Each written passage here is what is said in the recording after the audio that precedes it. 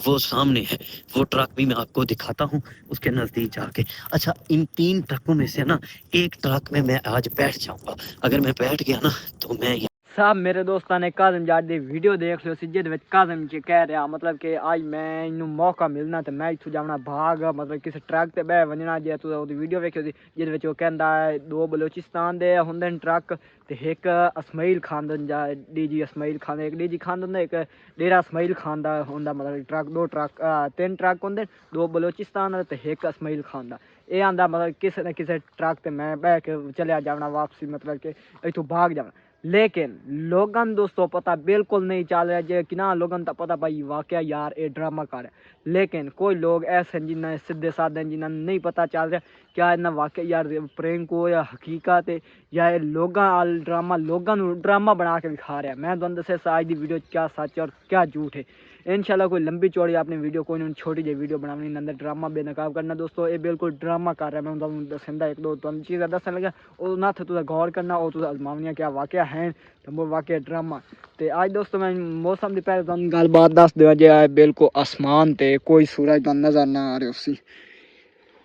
की वजह है क्योंकि एक तो ठंड का मौसम है ठंड च सूरज जो कम निकलता तो दूसरे नंबर ते साढ़े को राती हो जाए बारिश होने वजह नाल ना वो दिन ठंड एक बात गई है ओदी वजह नाल तो कोई नहीं सूरज निकलता पाया सुबह थोड़ा जहा निकलिया उस बाद कोई नहीं निकलिया क्योंकि बिल्कुल ठंड वगैरह बनी हुई थोड़ी थोड़ी हवा चलती हुई तो तुस वेखियो सी हूँ ये वीडियो ये हूँ काजिम का जो मूँह है ना उस मतलब जो फेस है उस सारी मट्टी लगी हुई है मट्टी दोस्तों हूँ जी मट्टी है ना इतों चाह के ना अगर असं इतने फेस पर माल देविए ना तो वह मतलब बिल्कुल धुंधला धुंधला नजर आना भाई उत्ते मट्टी लगी हुई उस क्यों लाए भाई इन्होंने मालूम हो पत्थर ढूंढा रहा लेकिन न ये दोस्तों एक ड्रामा कर रहा है किवें ड्रामा कर रहा है जेड़ा पूरा दिन मजदूरी करेंदा ना जेड़ा इंसान है केड़ा बंदा मजदूर बंदा ना पूरे दिन मजदूरी दोस्तों करदा ना ओदे मुँह ते कदी वेख रहा मतलब इंज मट्टी काज नहीं होंदी सिर्फ ये लोगन बेवकूफ़ बना रहा है ताकि लोगन मालूम हो वाकया यार मैं पत्थर पूरी रात ढूंढा रहा न एक ड्रामा हूँ तुम मैं होर वीडियो भी खंदा तुस वो वीडियो चेक करनी ओदे मुँह ते मतलब उत्थे मट्टी शट्टी वेखनी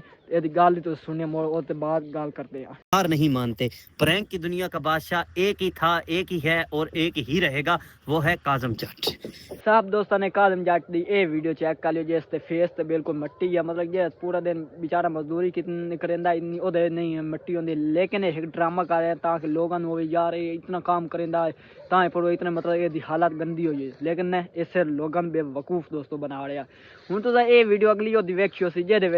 वो कह रहा काजम जट प्रैंक का बादशाह ही है और रस मतलब ये प्रैंक एक प्रैंक दे ना एक दोस्तों अपना नाम बनाना चाहता मतलब कि लोगों को बेवकूफ़ दोस्तों करना चाहता लोगों को बेवकूफ़ बनाने की कोशिश कर रहा होर दोस्तों कुछ नहीं। तो हूँ दोस्तों अपनी वीडियो करने लग्या इतना ही खत्म